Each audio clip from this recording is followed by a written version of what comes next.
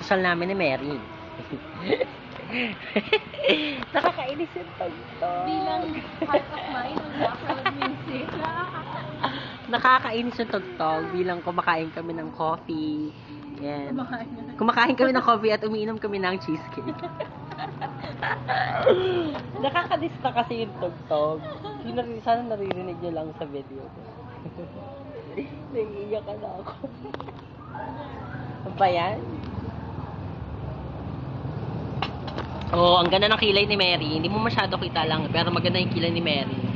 Patingin ang nails mo, te. Wala, pinaano ko lang. Pina-keme mo lang. Ano mo ginawa natin today? Nagpunta ka, nag-OFW mode kami. Nag-OFW kami kasi nagpunta na kami pera. Nag-Western Union kami sa Rock. Tapos maraming tao sa Rock, marami nagpapasalon. So bumalik kami ng downtown.